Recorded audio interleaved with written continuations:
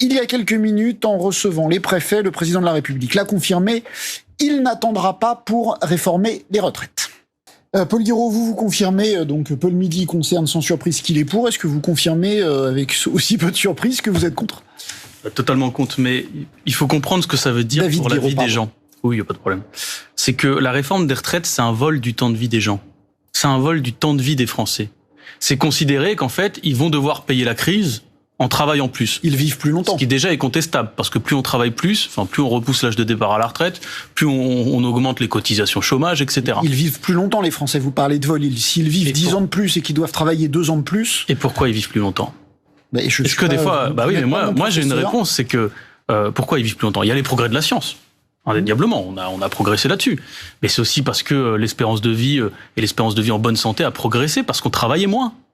Là, aujourd'hui, l'espérance de vie en bonne santé, elle est en train de se réduire. Et surtout, même si on vit plus longtemps, pourquoi est-ce qu'on devrait travailler plus ?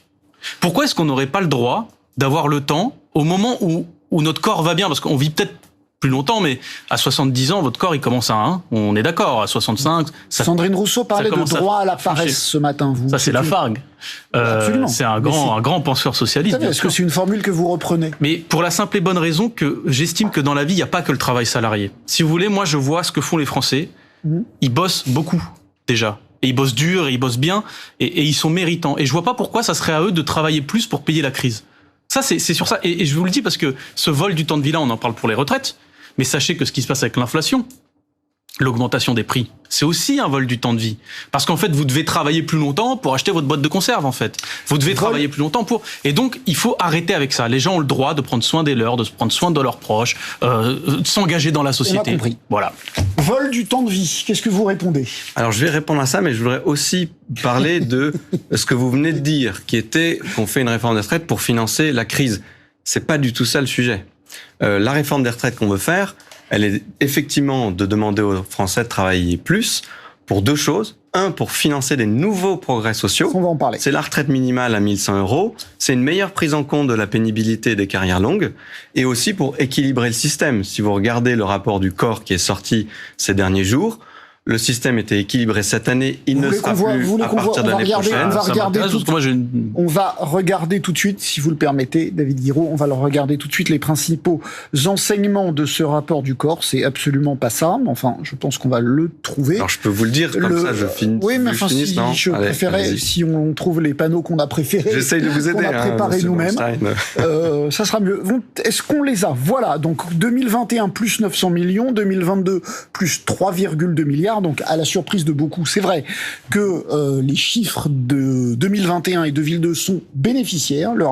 Le régime fera des excédents, une dégradation à partir de 2023 jusqu'au moins le milieu des années 2030. Voilà pour les chiffres. Exactement. Et je rajouterai à votre schéma qui est très bien, l'estimation du déficit à 2032 qui est à peu près de 20 milliards d'euros. Et je mentionnerai aussi pourquoi il était excédentaire les 2 dernières années. C'est les bons résultats sur la croissance et la baisse du chômage qui ont permis de générer des recettes supplémentaires.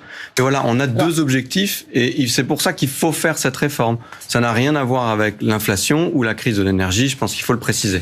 Alors, je voudrais que vous précisiez quand même pourquoi vous voulez faire cette réforme, parce que c'est vrai que on ne sait pas. Vous voulez la faire juste pour équilibrer le régime ? Non. Je vais vous donner 3 hypothèses. Alors, allez-y. Vous me direz. Donc, choix 1, si je puis dire, juste pour équilibrer le régime. Choix 2, financer des avancées dans ce régime. Par exemple, qu'il n'y ait pas de retraite en dessous de 1 000 €, alors qu'aujourd'hui, il y a des retraites à 800 €, voire financer la dépendance, ce qui n'est pas vraiment la retraite, mais qui concerne la fin de vie. Est-ce aussi pour dégager des marges de manœuvre pour financer d'autres priorités, par exemple, l'éducation, le logement ou évidemment la transition énergétique? Alors, je vais répondre très clairement sans rentrer dans les choix exactement. Mais c'est vraiment 2 objectifs. Le premier, c'est financer des nouveaux progrès sociaux en lien avec les retraites. Donc c'est ça. C'est la retraite minimum, oui. C'est la meilleure prise en compte de la pénibilité, des carrières longues et de tout un tas de sujets qu'il faut qu'on ouvre.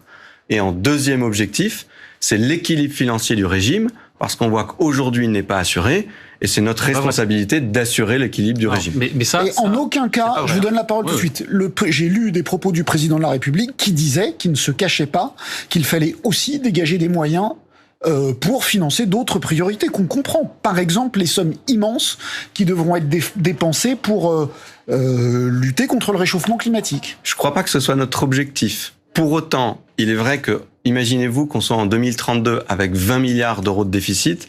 Ce déficit, il faut bien qu'il soit payé par quelqu'un. À la fin, c'est souvent l'État qui paye les déficits. Et donc, ça veut dire qu'il paye ça, il peut pas payer autre chose. David Guiraud. Alors déjà, c'est pas vrai parce que vous dites que le déficit est insurmontable. Enfin, vous oubliez de dire quelque chose quand même. C'est que le rapport, notamment du COR, donc du Conseil d'orientation des retraites, vous dit que déjà là, on est excédentaire. C'est pas mal, on pourrait s'en réjouir. Et que d'ici 2040-2050, ça y est, c'est réglé. Donc en fait, vous voulez que les gens travaillent. Si. Il sera à nouveau en excédent en 2040. Si je peux me permettre, l'étude du COR va dans les 25 prochaines années. Oui. Et dans les 25 prochaines années, il sera structurellement déficitaire. Et ensuite, avec cet ordre de grandeur de 20 milliards d'euros. Et ensuite, en excédent. Et je vais vous lire d'ailleurs, parce que le Conseil d'orientation des retraites, il faut bien lire ce qu'ils disent. Je vais les citer. Ils disent: les résultats de ce rapport ne valident pas le bien fondé des discours qui mettent en avant l'idée d'une dynamique non contrôlée des dépenses de retraite. En d'autres termes, vous n'avez aucune obligation budgétaire de faire cette réforme. Aucune. C'est-à-dire qu'il faut juste tenir, et je dis tenir 20 ans. Sinon, on pourrait faire autre chose. On pourrait se dire, mais est-ce qu'on met pas un peu d'inventivité pour éviter que les gens aient à travailler plus dans leur vie? Par exemple, je prends un exemple tout bête.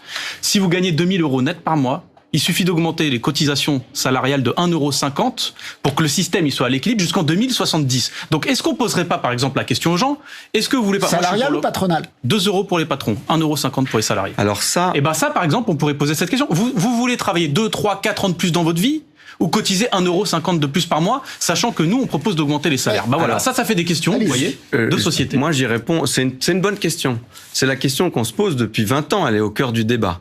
Moi, j'y apporte une réponse claire et en tout cas, on est, je pense, très alignés avec la majorité présidentielle sur le sujet. C'est qu'effectivement, pour équilibrer le système des retraites ou pour financer des nouveaux progrès sociaux, parce que c'est ça l'objectif numéro 1, on peut augmenter les cotisations, on peut baisser les retraites aussi, ou travailler plus. Baisser les retraites, c'est inenvisageable. Augmenter les cotisations, ça va à l'encontre de l'objectif majeur qu'on a fixé dans ce quinquennat, c'est d'atteindre le plein emploi. Donc de réduire le chômage. Et pour réduire le chômage, il faut baisser le coût du travail. Non mais là, il parlait de Guiraud, vous parlez de cotisations. Guiraud, vous parlez de cotisations salariales. Oui, mais les cotisations salariales et les cotisations patronales, à la fin, ça fait le coût du travail. Et donc, si vous touchez à ces cotisations et que vous les augmentez, ça augmente le coût du travail pour les entreprises. Faire payer 1,50 € de plus à tous les salariés, vous, moi, vous avez l'impression que ça nuirait à l'objectif du plein emploi? Non, mais quand oui. Et pourquoi? C'est vrai que quand on le présente comme ça, c'est très malignement présenté. Mais parce que ça a l'air tout petit, comme ça, 1,50 €. Mais dès que vous décalez vers le haut le coût du travail, vous allez exclure un certain nombre de personnes du marché du travail et vous allez augmenter le chômage. Donc nous, on pense que c'est une mauvaise idée. On veut vraiment pas aller là-dessus. On pense que par ailleurs, vous savez, je pense la différence de fond, j'ai l'impression qu'on a, mais qui est à clarifier dans notre débat, c'est que j'ai l'impression quand je vous écoute que le travail pour vous, c'est une aliénation. Pour moi, le travail, c'est une émancipation. Et c'est pour ça que moi, travailler plus, on dirait Fabien Roussel, ça n'est pas une horreur. C'est quelque chose de positif. Pour vous. Quand l'allongement de la vie augmente. Pour vous. Non mais vous l'avez dit, pour vous. Il y a des gens pour qui c'est pas supportable de travailler 2 ans de plus. C'est ça la question au fond. Donc moi je veux dire, moi par exemple, peut-être que je me dis, allez moi, quand j'aurai 63 ans, je pourrais Jean-Luc Mélenchon par exemple, j'ai pas le sentiment qu'il soit parti à la retraite. C'est différent, c'est un mandat. Le mandat électif, vous pouvez l'arrêter à tout moment en politique. Par contre, quand vous êtes sur une chaîne de production, sur un atelier, quand vous êtes sur des boulots difficiles ou voire des boulots qui sont psychologiquement éreintants, eh ben non, c'est pas vrai que comme ça, vous vous dites les 2 ans, je les tire facilement. Mais non, c'est pas vrai. Ça, on est d'accord. Et bien sûr, et j'insiste. C'est pour ça qu'il faut mieux prendre en compte. Si on fait globalement travailler plus les Français, ça génère des ressources qui permettent justement d'être plus généreux pour ceux qui ont des travails pénibles, jusqu'à présent, ceux qui ont des carrières longues et aussi ceux qui ont des carrières hachées. Et donc, ça permet de faire cela, parce que bien sûr, ces cas existent, on est d'accord. Vous faites une erreur, mais même budgétaire, même comptable, fondamentale. Votre erreur consiste à dire que si les gens travaillent plus, il y aura plus de ressources. Mais rendez-vous compte que les 2 ans que vous allez gagner de travail sur les autres... Non, attendez, pardon. Si les gens travaillent plus, il y aura plus de recettes. Si je cotise 2 ans de plus... Eh ben non. Alors là, Bah non. expliquez-moi, parce que là, je... Si, Oui. et je vous donne d'ailleurs l'ordre de Attendez, je vais grandeur. vous l'expliquer. Je vais vous La l'expliquer. parole est à David Guiraud. À part si on a un plein emploi de 0%, ce qui n'existe pas en économie, hein, je le dis aussi dans la discussion. À part si on a un plein emploi de 0%, si les gens travaillent plus et qu'il y a des chômeurs et Oui, qu'il mais y a parce que- du chômage, attendez, c'est important. S'il y avait un lien dynamique. S'il y avait Le un fait lien- de faire occuper un poste de travail plus longtemps à quelqu'un dans la vie fait que les gens qui sont au chômage ne trouveront pas d'emploi. Et donc, ce que Ça, vous c'est allez une payer... hypothèse. Ça, Non. c'est votre Non, hypothèse. c'est C'est un faux. fait économique. Ce que vous allez payer en réforme, Je vais ce que réagir. vous allez gagner Ouais. en plus de travail sur les retraites, en bousillant la vie des gens au Non. passage, je le dis, Non. vous allez le perdre en assurance chômage. Parce que quand on a 58 ans et qu'on perd un boulot, et si vous augmentez la durée du travail, les gens qui sont âgés ne retrouveront pas de travail, c'est pas vrai. Faut pas mentir aux gens, Non, c'est pas- etc. En cotisation. Donc, c'est pas vrai ce que vous dites. Non. Du point de vue, je veux dire, du point de vue comptable, hein, Non, pas mais du point de vue de c'est- l'idéologie, etc. je- C'est que vous allez y perdre ce que vous allez gagner Non, sur vous les allez retraites. peut-être Vous allez moins perdre le gagner. Ce qu'on chômage. veut dire, vous gagnerez moins parce que effectivement, il y aura un peu plus de chômage et ce qui sera une partie de ce qui aura été gagné sera repris. Mais on peut sérieusement dire que si on travaille 2 ans de plus, on va perdre des cotisations. Je suis d'accord. Enfin, peut-être qu'on ne gagnera pas ces 2 ans de cotisation, mais on va les perdre. Mais les cotisations, on est déjà en train de les perdre. Depuis 10 ans, on perd des cotisations. Ah non, en là, fait, on en depuis... gagne. Si le régime Non, est à non, regardez si ce que pendant fait... 2 ans le régime est à l'équilibre, c'est Eh ben, justement c'est que là la où, croissance a fait moi gagner des j'estime qu'on cotisations. est, moi je le dis, on est face à des gouvernements qui sont hypocrites parce que ça fait depuis des dizaines d'années que les cotisations sociales que monsieur appelle le coût du travail, comme si c'était un coût, sont en train d'être pulvérisées par tous les gouvernements qui sont succédés sous Sarkozy. Oui, mais par sous des Hollande. allègements, à cause des Ah oui, allègements, etc. Mais du coup, si c'est ça le Pas sûr. problème, arrêtez d'alléger les cotisations sociales. Si c'est ça Pardon. le problème, arrêtez les primes Macron, etc., défiscalisez et faites en sorte d'augmenter les salaires. Si c'est ça le problème, faites-le comme ça. Alors, Ah oui. Pour préciser, parce que je pense que ce que vous venez de dire est économiquement faux. Un an, quand on allonge la durée de retraite d'un an, c'est à peu près 8 à 10 milliards d'euros de cotisations supplémentaires Ouais. dans le régime Net. net. C'est ce qui Prenons en est... compte, effectivement, parce qu'il n'a Tout pas à tort fait. de dire qu'il y a davantage de Après, chômage. et donc moins de attention, cotisations. oui, mais attention, parce que je crois qu'il y a aussi une deuxième erreur de raisonnement, si je peux me permettre. On a essayé de faire les pré-retraites. On a essayé de faire les 35 heures en se disant que, en fait, le travail, c'est un gâteau qu'on partage et à plus nombreux on est à le partager, mieux ça marchera. Ça ne marche pas. Ah bon? Parce que le travail, ça crée de la richesse. Quand quelqu'un travaille, il crée de la richesse. Mais on parle pas Les d'arrêter gens de ne travaillent travailler. pas pour rien. Ils créent des choses fantastiques. Ça crée de la richesse du commerce. Et donc, ça génère des ressources pour l'État, pour la protection parle pas sociale. d'arrêter de travailler. Et donc, Je ça voudrais- permet non, après c'est de pas le faire sujet. plus de redistribution. On parle que plus de gens travaillent. On a parlé de l'opportunité de la réforme. Maintenant, je voudrais qu'on parle de vers quelle réforme le gouvernement s'apprête à aller. Alors, plusieurs éléments à vous montrer. D'abord, le programme du candidat Macron, c'était assez clair. On va voir ce qu'il disait, ce candidat Macron, relever progressivement l'âge légal de départ à la retraite à 65 ans. Alors d'abord, je voudrais vous dire quelque chose. Ce programme ne figure plus en ligne. Le PDF de ce programme n'existe plus. Alors, je ne sais pas ce que vous avez à cacher. Je crois que vous connaissez le plan de sobriété. Oui, c'est ça. Mais c'est quand même assez troublant d'avoir du mal à trouver ce que le président de la Alors, République proposait. J'en ai plein d'exemplaires chez moi. Je vous en apporterai un la prochaine avec plaisir. fois. Donc, avant le premier tour, c'était clair. Modification de l'âge légal de départ à la retraite à 65 ans. Un peu moins clair entre les deux tours quand il fallait aller chercher des voix de gauche. Par exemple, celle de Jean-Luc Mélenchon. On va écouter le président de la République. C'était à Carvin le lendemain du premier tour, le 11 avril, je crois. Et on doit, avec un objectif qui est de rééquilibrer le système. Donc ce que je dis, c'est que moi je veux le faire progressivement. J'ai donné un horizon qui est à 2030. Il n'y a pas de fétichisme. C'est-à-dire que si on doit se donner un horizon plus court pour bouger l'âge de référence, ça peut faire partie des choses qu'on discute. On peut tout à fait s'arrêter avant et dire on fait une clause de revoyure. Ça fait partie des sujets. Alors, c'est pas tout à fait limpide, si je puis me permettre. Je vous traduis, les 65 ans, c'est pas un totem. On pourrait s'arrêter à 64, d'autant que comme c'est pas pour tout de suite, ce serait après la fin de ce quinquennat. Mais je vais vous donner la parole tout de suite. Voilà. Quelles sont, parce que là, ça concerne vraiment les Français, quelles sont les pistes que vous privilégiez? Est-ce vraiment le relèvement de l'âge légal de départ? Je précise qu'aujourd'hui, on peut partir à 62 ans. Oui, bien sûr, c'est la piste principale. D'accord. J'explique la discussion qu'on a eue pendant la campagne présidentielle. La cible qui a été fixée, proposée par le président de la République, candidat à l'époque, c'était 65 ans à 2030. de le faire progressivement avec 4 mois 2030, par an. En ça. 2030, on arrivait à 65 ans. Et donc, on passait de 62 à 63, à 64, à 65. Et que le passage à 64 ans, il était concomitant avec 2027, c'est-à-dire la fin de son mandat. Et il a dit, écoutez, on peut fixer comme cible 65, mais on peut se donner une clause de revoyure à 64 pour voir où on en est. Mais est-ce qu'on continue aujourd'hui, ou on vous continue pas privilégiez une augmentation, ce qu'il y a dans le programme, c'est-à-dire une augmentation de l'âge légal de départ à la retraite. Ça veut dire qu'on n'a pas le droit de faire valoir ses droits à la retraite avant 63 ou 64 ans. On est d'accord? C'est la piste qu'on a mise sur la table depuis 2 ans. Mais tout est toujours ouvert à la discussion. Donc, mais ce que c'est la piste principale. Ce que vous excluez, en revanche, de façon catégorique, c'est la baisse des pensions. Oui.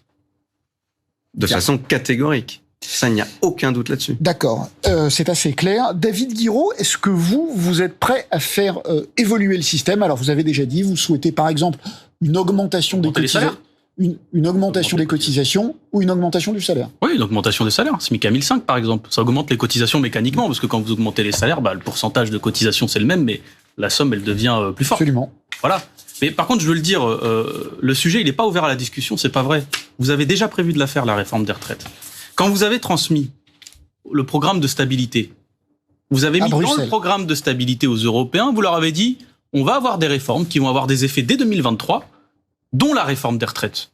Donc en fait, c'est pas vrai que vous êtes ouvert à la discussion. Vous voulez le faire. Alors, il y a un débat en ce moment chez vous. Parce que non, mais la discussion, c'est sur qu'est-ce qu'on met dans cette réforme. Le fait qu'on a envie de faire cette réforme et que le président a annoncé à plusieurs reprises qu'elle soit mise en œuvre avant l'été dedans, c'est très clair. Sur ce que vous mettez dedans, c'est pas très ouvert non plus. Manifestement, vous voulez purement et simplement, enfin, vous avez parfaitement le droit, mais dites-le, vous voulez augmenter l'âge légal, repousser l'âge légal de départ à la retraite. Mais je répète plusieurs éléments. Il y a effectivement le fait de faire globalement travailler plus les Français, plus tardivement, pour pouvoir financer. Mais ça, c'est pas ouvert à la discussion. Le rythme, la cible, la méthode, on peut discuter de tout. Le président de la République pose une copie sur la table. Après, quand on parle de concertation, c'est de quoi on peut discuter concrètement? C'est-à-dire que c'est pas forcément... Est-ce que la cible de 65 ans en 2030 est la bonne? On a dit il n'y a pas de totem. On pose une copie sur la table, c'est pour qu'il y ait une discussion. Après, quand on parle de concertation, on peut concerter sur tous les sujets. Mais nous, on a effectivement une réforme en tête qui se tient et qui nous paraît la bonne. Mais regardez, cet été, au Parlement, on a évolué sur un certain nombre de dispositifs, notamment sur le prix de l'essence. Je peux imaginer qu'on ait évidemment les mêmes types de discussions sur la réforme des retraites. C'est tout à fait normal. Il y a quand même quelque chose, je le dis, mais je trouve insupportable, en fait, la légèreté avec laquelle vous parlez de la vie des gens. Parce que vous dites, il faut qu'on augmente l'âge comme ça, mais est-ce que vous vous rendez compte seulement des conséquences que ça a? Pas économiques. Parce que l'être humain, c'est pas juste un agent économique. Enfin, à un moment, il faudra qu'on s'en rende compte. Moi, parce que je vous le dis, parce que on est tous dans nos circonscriptions, on est élus. Moi, je suis dans une circonscription qui est très populaire. Roubaix, Wattrelos. Et je vois des gens qui ne supporteront pas physiquement de travailler 200 de plus. C'est-à-dire que ces gens-là sont cassés par le travail. Je voudrais vous montrer une déclaration qui a été faite ce matin par Pierre Moscovici, qui est premier président de la Cour des comptes. C'est pas notre ami. Qui n'est pas votre ami politique, mais qui n'est pas non plus un odieux réactionnaire ni un odieux libéral. Et voilà ce qu'il dit. Le système de retraite n'est pas financé dans la durée. Ce que je constate, c'est le vieillissement démographique, heureux d'une certaine façon, mais qui fait que le rapport entre les actifs et les inactifs se dégrade fortement. Et ce que je dis, c'est qu'on a besoin de réformer les retraites, parce que si on ne le fait pas, au bout d'un moment, qu'est-ce qui se passe? On procédera non plus par une augmentation de l'âge de départ en retraite, parce que c'est quand même là la piste. Il y a plusieurs manières de le faire, plusieurs moments pour le faire. On procédera par une baisse des pensions. Ceux qui disent aujourd'hui ne faisons rien sont demain ceux qui proposeront de faire baisser les retraites. Voilà, il dit, si on ne travaille pas plus, on sera obligé de payer moins. Bah là, le tueur laisse sa photo, parce que lui, ça fait des années qu'il dit ça. Bah non, mais je veux dire, non, mais c'est trop facile, quoi. Mais après, il est cohérent. Ça fait des années qu'il nous rabâche ça. Ça, c'est la Commission européenne, c'est son passage là-bas, c'est des gens qui sont perclus d'idéologie, qui ne se rendent pas compte que vous, du social. Mais alors, moi, c'est vrai, j'ai une idéologie. Mais j'essaye de vous faire comprendre, par contre, une chose, et j'aimerais qu'on soit d'accord là-dessus, c'est que quand on parle d'économie, quand on parle de réforme des retraites, c'est pas juste, l'être humain, c'est pas juste une masse d'argent qui peut rapporter à l'État. Vous voyez? Et qu'en fait, il y a un moment où socialement, ça n'est pas possible. Et vu que socialement, ça n'est pas possible, on doit mettre notre inventivité, notre imagination politique au service d'autre chose. Parce que moi, je le dis, c'est bien de s'arrêter à 60 ans. Mais voilà, monsieur Guiraud, c'est À 60 ans. Oui, à 60 ans. Donc vous voulez passer de 62 à 60. Oui, vous voulez à le 60 baisser. ans. L'âge légal de départ Parce après, que vous voulez le baisser. Mais oui, parce qu'on court après la vie dans ce pays. On n'a même plus le temps de bien s'occuper de nos petits-enfants. Je veux dire, ça devrait être quelque chose que la société garantit à ses citoyens. La société française devrait garantir aux gens. Là, il y a qui ont manifestement beaucoup bossé. un débat de. Il y a vraiment Oui, c'est un débat de fond, c'est vrai. Un débat Non, de mais fond et de société avec un océan entre vous. Et c'est pas qu'un pour débat que ça économique, s'implique. mais économiquement, Paul votre Midi, réforme, pour que elle va ça creuser les s'applique déficits, vous en allez voir. 2023, connaissant la lenteur du temps parlementaire, y a-t-il d'autres solutions que de passer à la sauvette par un amendement, j'enlève à la sauvette si vous voulez, que de passer par un amendement dans le PLFSS, projet de loi de financement de la sécurité sociale, qui est en gros la deuxième discussion budgétaire qui aura lieu à l'automne. Pouvez-vous faire autrement?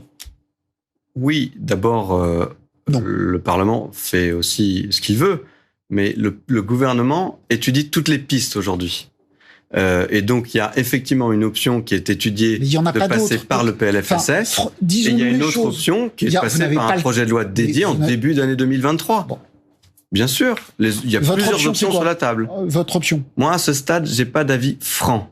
Ce que je veux, c'est trouver le bon équilibre entre aller vite dans la mise en œuvre du programme présidentiel qu'on a promis aux Français et l'équilibre entre faire cette réforme dans la sérénité avec les Français. Il y a deux lectures dans chacune des assemblées, c'est impossible. Si vous me laissez finir ma phrase. Je vous en prie. Si on peut faire passer cette réforme par le PLFSS dans la sérénité, je pense que ça serait une très bonne chose. Voilà qui est dit. Tous les partis de gauche et tous les syndicats, sans exception, sont contre, mais alors vraiment contre. Même la CFDT, la centrale la plus ouverte au dialogue. On écoute Laurent Berger, c'était chez Thomas Soto au 4V. Si le gouvernement, dans le cadre du projet de loi de financement de la sécurité sociale, prend une mesure d'âge de façon abrupte, brutale, et là, je le dis, il y aura une conflictualité très très forte. Vous l'avez dit, les organisations syndicales s'expriment ensemble depuis maintenant quelques mois sur différents sujets. Nul doute qu'on nous serons ensemble pour contester une mesure d'âge totalement injuste, là aussi, qui toucherait les travailleurs les plus fragiles, d'une certaine manière, sur les retraites. Donc, s'il y avait ça, oui, il y aurait, je crois, une forte contestation. Une forte contestation. Laurent Berger, c'est pas Che Guevara. On est d'accord. Est-ce que vous êtes prêt à mettre le feu aux poudres? Non. Parce que c'est ce qu'il annonce. Non, mais on n'a jamais l'objectif de mettre le feu aux poudres. Ce qu'on veut, c'est transformer le pays et améliorer la vie des gens. Oui. On ne veut pas mettre le feu aux poudres. Donc, il faut qu'on trouve la bonne voie de passage qui permette de ne pas mettre les feux aux poudres et de réformer, de transformer ce pays. Mais vous dites, monsieur Bernstein, qu'il n'y en a pas. Mais c'est votre avis. Non, moi, c'est celui de Laurent. Optimiste que vous. C'est celui de Laurent Berger, réformiste parmi les réformistes. Oui, mais regardez, je pense que monsieur Berger, il est moins attaché à la forme et au processus parlementaire qu'au fond de la réforme.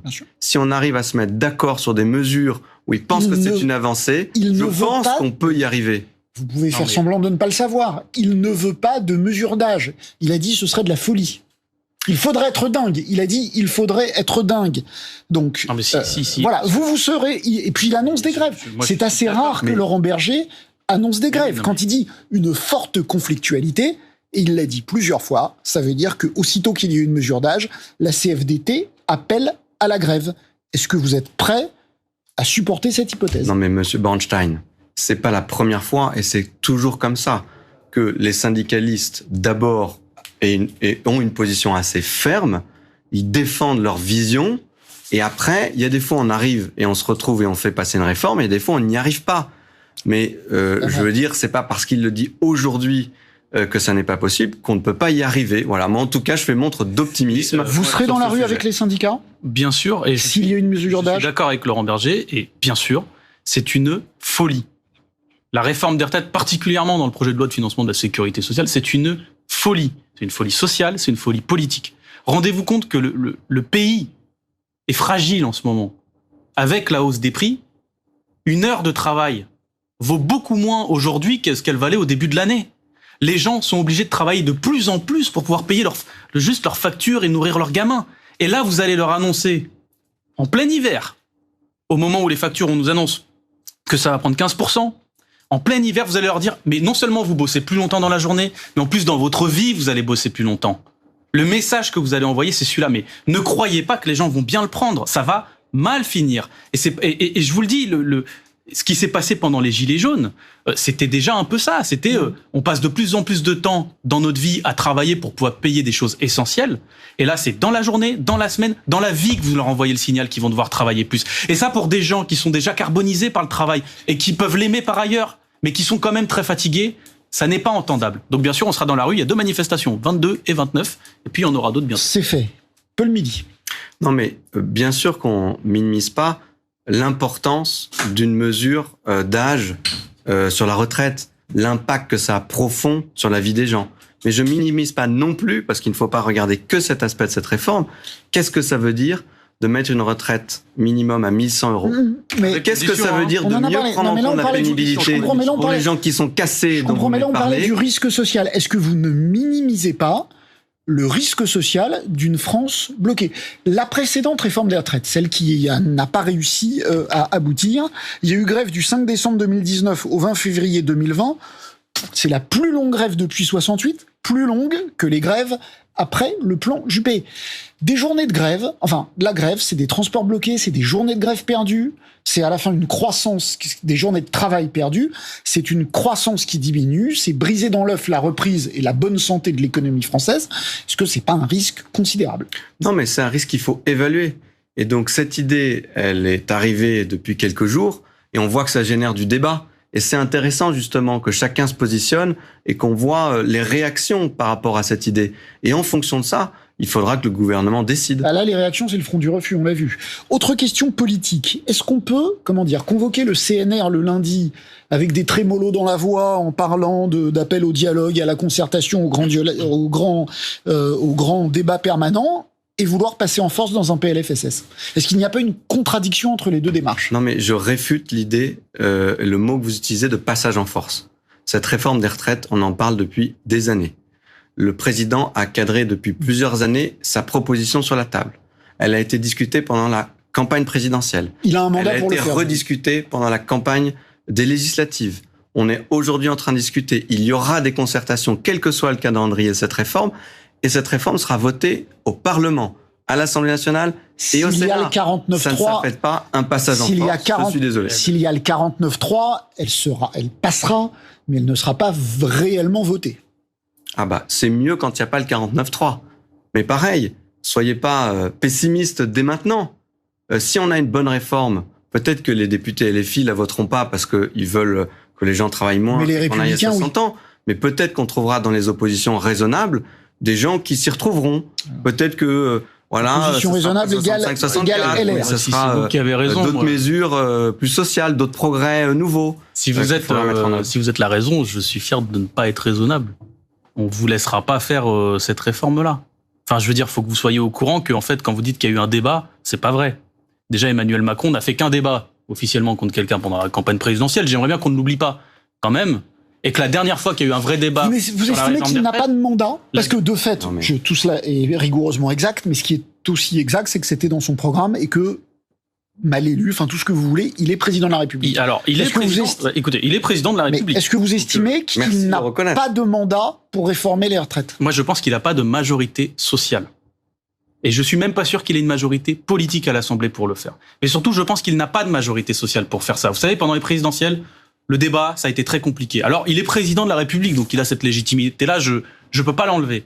Mais par contre, la réforme des retraites, je vous cite... Il n'a pas de mandat du peuple pour cette réforme. Ah bah non, parce que la dernière fois qu'on en a discuté, rappelez-vous quand même ce que ça a donné, c'est une grève historique qui était aussi soutenue par les gens, je veux dire, malgré les désagréments de la grève, qui fait plaisir à personne, etc.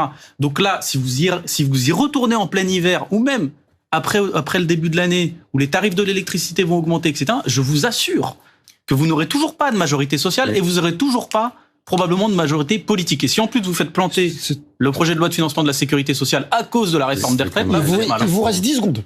Oui, moi je pense que c'est grave ce que vous dites, parce que c'est une forme de remise en cause des institutions. Bah non, le président de la République, il a été élu à 58%, et nous avons une majorité au Parlement. Et les syndicats, ils sont aussi élus à 58%. Je pense qu'il faut que vous respectiez ça. Je sais que les députés LFI parfois n'en sont pas très d'accord, ils aiment bien remettre en cause les élections.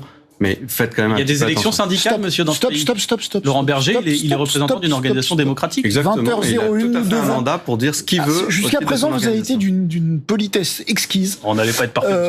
20h01, l'émission est terminée. Merci à tous les à deux pour ce débat. Merci à vous de l'avoir suivi. Dans un instant, la météo, puis les informer avec mon camarade Jean-François Aquili.